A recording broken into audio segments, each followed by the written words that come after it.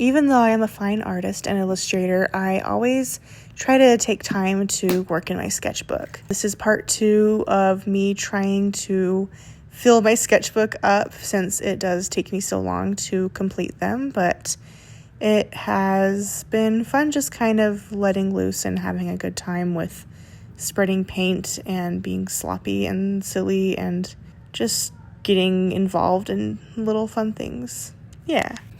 I feel like the reason it's hard for me to work in my sketchbook as often is because I have so much in my day-to-day, and I figure when I have the time to work on something, it ought to be something finished or polished, but it's nice just to work in the sketchbook and to not have any pressure. And I know I've talked about not having a lot of pressure to create before, so that's why starting a sketchbook is so wonderful, but it's helpful when you have something to motivate you.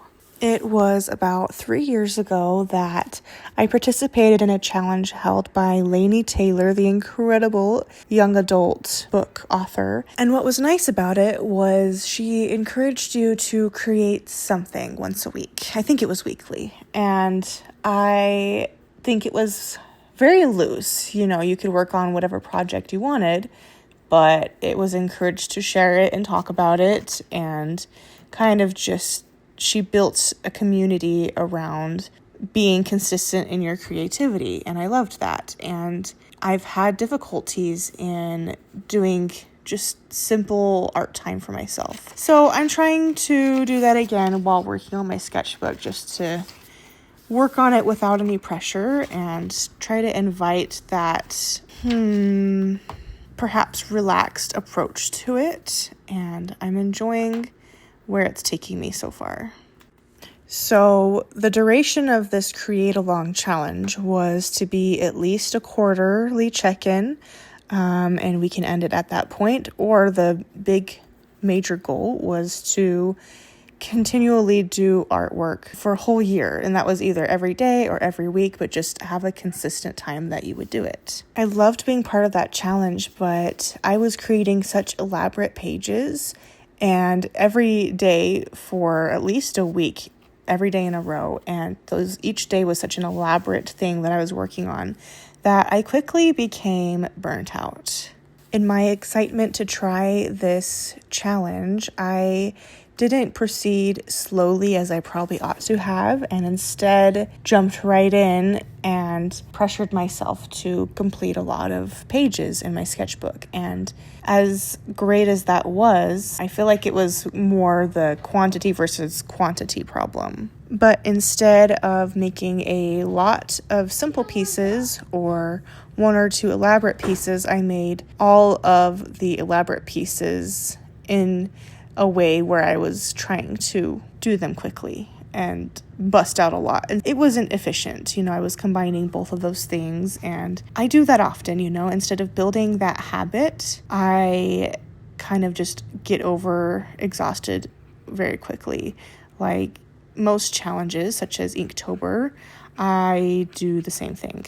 Now I'm trying again with less pressure put on myself to do it frequently and to do it well, and to try to enjoy the process more. Since I did attempt to redo a Create Along or Create Alone, with going out of my way to do like small magazine cutouts and doing incredible reproductions in my sketchbook, and that was going well too, but the same thing happened. I pushed myself too much, and I wasn't, consistent or great about, or I tried to be consistent, but I put so much pressure on myself that I quickly lost interest and the wherewithal to work on, let alone complete a project and film it nonetheless. Putting pressure on yourself isn't always a bad thing or a difficult thing. But in my case, I think I put the wrong pressure on myself, and it turned into more anxiety and like a frantic energy. And I didn't feel good about that, and I still don't. I'm trying to lead a slower life, and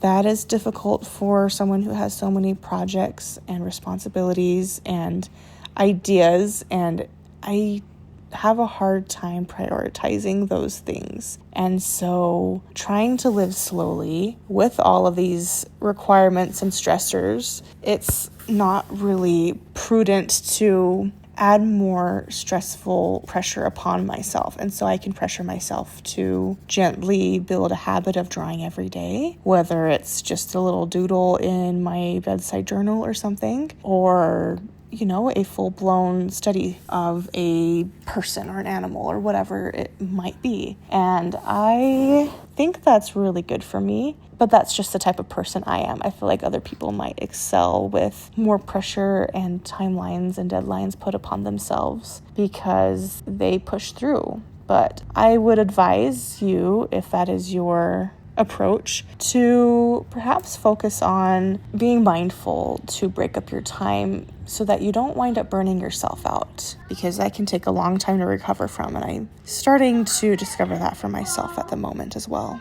Again, I have experienced burnout many times in my life, and I feel like once I finally figure out that I am in burnout mode, I sometimes try to push through. But other times where I'm just sitting there doing nothing art related and yet still thinking that I ought to be doing art related stuff, I would try to research or read about what other artists do when they're burnt out. And you would get a lot of advice from whoever you're asking or learning from or whatever, seeking advice from. But I've found that a lot of that advice has to do with stepping away and not just, living your life and not doing art. But I mean, if you want to keep doing art during a burnout, it is wise to put yourself in a more of a reset position, if that makes sense. So to be outside or walking and to find some semblance of fresh air or fresh scenery, moving your body, getting a healthy snack that will help feed your energy instead of deprive you of it later on. Or even just to do like low pressure sketches in a sketchbook, kind of like what I'm doing, to break free from the pressure that not just is put on by yourself, but also potentially put on by society or peers or just social media to accomplish more or to have a polished thing. And I don't know if I've spoken about this before. Maybe I'm a broken record at this point, but I think it's worth mentioning. And I guess all in all, I'm trying to say to be gentle with yourself and give yourself space to reset. And it's okay to put pressure on yourself, but be mindful of how you're going about it. Work first to build a habit instead of diving right in so that you don't lose your momentum and burn yourself out. That way you can do it consistently and do it well while still having the energy to continue and go on with the rest of your life as well. I'm glad that you are here along with me on this journey. Happy creating, and I will be so happy to see you in the next video. Take care. Goodbye.